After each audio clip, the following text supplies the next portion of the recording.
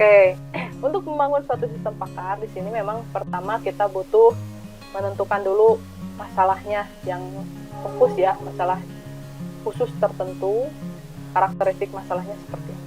Karena karakteristik masalah ini bisa menjadi patokan kita untuk mengambil teknik seperti apa. Kalau memang karakter masalahnya itu memang bisa kita temukan dulu kesimpulan di depan, bisa kita ngambil contohnya backward chain. Tapi kalau seandainya ini kadang-kadang permasalahannya itu terlalu susah untuk diprediksi dari awal, nanti kita tinggal menggunakan teknik forward chain. Nah, terus selanjutnya setelah kita menentukan karakteristik masalahnya, seperti apa masalahnya, ada apa, contohnya kalau penyakit ya, biasanya kalau waktu saya itu penyakit itu pertama kita tahu dulu penyakitnya apa saja yang mau kita jadikan pakar. Karena pada saat kita berbicara tentang penyakit kulit itu banyak jenisnya. Contohnya penyakit kulit yang hanya bisa dilihat dari tampilan luar, dari kulit luar. Itu ada, yang itu yang kemarin saya pelajari itu yang itu. Kenapa? Karena ini lebih cepat untuk bisa dipahami oleh manusia atau pada orang-orang. Nah, setelah kita itu tentang penyakit kulit yang memang bisa terdeteksi dari kulit luar. Kemudian gejalanya apa saja atau penyakitnya apa saja. Kita daftar penyakitnya, kemudian gejalanya setiap penyakit seperti apa. Nah, itulah setelah kita punya masalah tersebut, nah inilah kerjasama antara knowledge engineer dan human expert inilah yang menjadi pentingnya.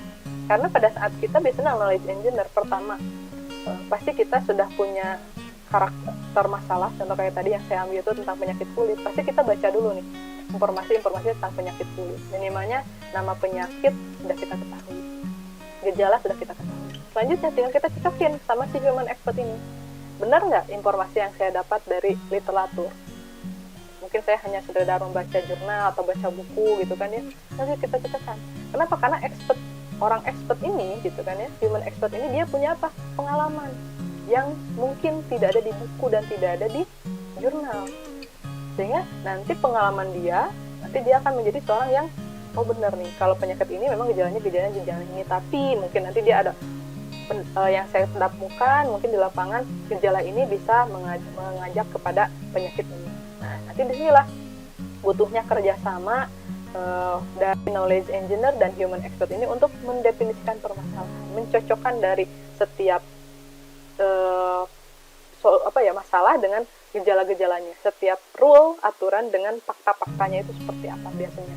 Kemudian bagaimana caranya untuk menentukan keputusannya setelah kita si knowledge engineer ini punya tadi berbekal dengan adanya kalau saya dulu ya tentang nama penyakitnya, gejalanya dari si human expert tersebut, terus bagaimana hubungan dari setiap gejala dengan penyakit, hubungannya tersebut, kemudian tinggal dibuatkanlah mesin inferensinya, strukturnya, bagaimana cara kita melakukan penalarannya. Kalau menggunakan teknik forward chaining, berarti yang saya lakukan dari semua gejala yang ada, mana yang paling umum yang muncul di setiap penyakit. Contohnya saya punya 3 penyakit, ada 10 gejala. Gejala yang pertama itu muncul di 2 penyakit. Nah, ini bisa kita buatkan dia sebagai pertanyaan-pertanyaan pertama. Kemudian terus runut sampai pada pertanyaan yang spesifik yang nanti akan mengarahkan kita pada penyakit tersebut. Nah, itu contoh kalau kita menggunakan forward chaining. Nanti berbeda kalau kita menggunakan backward chaining. Nah, kalau backward chaining berarti kita biasanya user itu diminta, user itu memprediksi dia sakit apa. Oh, sakitnya kudis, ibaratnya kayak gitu. Nanti setelah dia bilang user itu saya sakit kudis, nanti dikasih pencocokan per fakta, dikonfirmasi faktanya. Kalau kudis, gejala pertama kayak gini nggak? Oh iya. Gejala kedua gini nggak? Oh tidak. Nah, nanti mesin inferensi ini nanti akan menyebutkan apakah kesimpulan di awal user itu sama tidak dengan si gejala yang muncul. Kalau sama berarti memang kesimpulan tadi benar, kalau berbeda berarti kesimpulannya salah. Nanti si user atau si sistem ini bisa menjadi lebih cerdas dengan menunjukkan arah-arah dari si gejala ini menuju pada penyakit yang mana. Nah, disinilah bagaimana caranya si knowledge engineer mengetahui berbagai macam teknik untuk bisa melakukan pendesainan inferensi, cara menelusuri dari fakta dan aturan yang ada. Kemudian nanti kesininya bisalah dibantu untuk membuat satu interface yang memang bisa mempermudah orang untuk bisa menggunakan si sistem pakar. Nah, cuma teman-teman yang harus kita perhatikan, selain dengan banyaknya kemampuan dari sistem pakar ini, kemampuannya memberikan nasihat, instruksi, pendampingan, memberikan gambaran atau demonstrasi, adanya solusi, kejelasan, interpretasi input-output, hasil, dan saran alternatif solusi. Nah, yang perlu kita perhatikan, yang menjadi batasan dari sistem pakar, bahwasanya sistem pakar itu belum bisa menggantikan manusia sebagai pengambil keputusan. Biasanya akhirnya ada berupa nasihat atau saran saja. Sedangkan actionnya itu biasanya tetap membutuhkan manusia untuk aksinya. Tapi Bu, kalau gitu apa bedanya dengan decision support system, dengan sistem pendukung keputusan? Sistem pendukung keputusan itu memang lebih fokus pada yang namanya sistem basis data dengan aplikasi yang mengarah pada algoritma komputer. Sedangkan kalau sistem pakar itu lebih mengarah pada adanya pengetahuan, teman-teman di sini, adanya inferensi, adanya penalaran, adanya teknik-teknik seperti previous chaining, forward chaining, seperti itu. Sehingga memang cakupannya pada suatu hal yang khusus, tapi dengan kemampuan dari pakarnya. Dia butuh adanya pengetahuan. Sedangkan kalau di sistem support system kan dia hanya membutuhkan data, lalu dengan algoritma yang dipilih, data tersebut nanti akan diolah, diproses untuk menghasilkan suatu informasi. Sedangkan kalau ini kita bukan sekedar data yang tersimpan dalam basis data, tapi ada yang namanya tentang pengetahuan, hubungan-hubungan dari fakta dengan aturan atau rules yang ada. Sehingga memang di sini si sistem pakar ini dia punya kemampuan untuk belum bisa menggantikan keputusan manusia. Cuma nanti biasanya ketidakmampuan ini dengan perkembangan teknologi ini bisa kita tambahkan fasilitas apa sehingga memang nanti bisa lebih cerdas. Terus dia juga tidak bisa memiliki kemampuan manusia secara full ya, manusia lah seperti dalam AI pun kan super AI itu masih terlalu susah untuk kita dapatkan karena kemampuan yang sama persis dengan manusia itu memang saat ini masih belum bisa sampai ke sana. Terus juga dia sangat tergantung pada yang namanya pengetahuan. Jadi kalau pengetahuannya ini tidak lengkap, tidak cocok, tidak pas, maka nanti hasil pun tidak akan.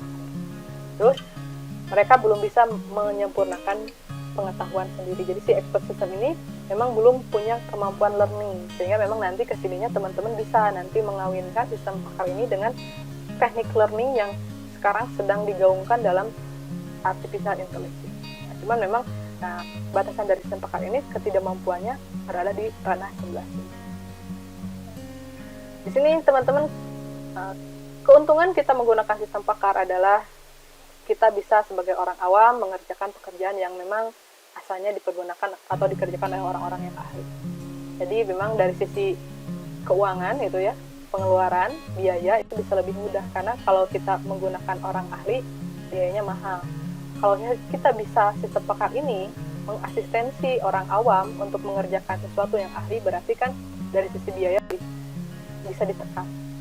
Terus juga yang namanya pakar itu kan memang keberadaannya kan sangat susah, sangat sulit ditemukan, barang langka lah gitu ya. Sehingga di sini dengan adanya sistem pakar ini kita bisa menyimpan pengetahuan dan keahlian dari para pakar ini yang bisa kita temukan kapan saja, di mana saja dengan adanya teknologi. Terus juga bisa melestarikannya. Yang namanya pakar itu kan namanya manusia, itu nanti ada batas lah ya. Mungkin meninggal, mungkin kemampuan otaknya, mungkin keterbatasan dari kebutuhan kemampuan manusia itu sendiri. Sehingga mungkin kemampuannya, pengetahuannya itu bisa berubah, bisa berkurang, bisa tidak akurat. Nah, sehingga dengan kita menyimpannya ke dalam suatu sistem expert, nah diharapkan kita bisa melestarikan keahlian dari para pakar. Dan terakhir adalah meningkatkan output dan produktivitas sudah pasti ya, seperti menyangkut yang pertama ini. Nah, dengan adanya kemampuan awam yang diasistensi menjadi seolah-olah mengerjakannya seperti orang ahli, nah itu pasti produktivitas akan meningkat. Hanya saja, memang untuk bisa membangun sistem sistem pakar ini masih butuh biaya yang cukup mahal. Terus juga memang karena butuh data yang handal tadi itu ya, untuk pengetahuan yang handal. Ya memang untuk pembuatan sistem pakar ini kita pertama harus bisa menemukan ahlinya, kita harus bisa menyiapkan segala sesuatunya, alat-alatnya, bagaimana cara alat ini bisa dipergunakan, itu memang butuh waktu dan butuh biaya. Terus juga memang untuk bisa menjaga agar performance-nya bagus, kita butuh suatu admin nih khusus yang memang dia itu bisa memperbaharui pengetahuan. Karena kalau pengetahuannya memang tidak diperbaharui, nanti susah nih orang ini, sistem ini terus bisa dipergunakan. Dan juga memang pengembangan sistem pakar ini lebih lama gitu ya dibandingkan dengan kita membawa aplikasi sistem informasi biasa. Kenapa? Karena memang harus diuji coba. Jangan sampai kita membuat satu sistem pakar yang memang akurasinya masih terlalu rendah, yang mungkin belum bisa menyaingi dari perform si human expert-nya. Karena memang di sini harga kepercayaan manusia itu memang sangat susah ya untuk bisa dijangkau oleh sistem informasi biasa, sehingga memang pembangunan sistem pakar ini butuh waktu dan butuh biaya untuk bisa tetap dibangun, dan apalagi untuk tetap terus di maintenance, dipergunakan oleh setiap orang.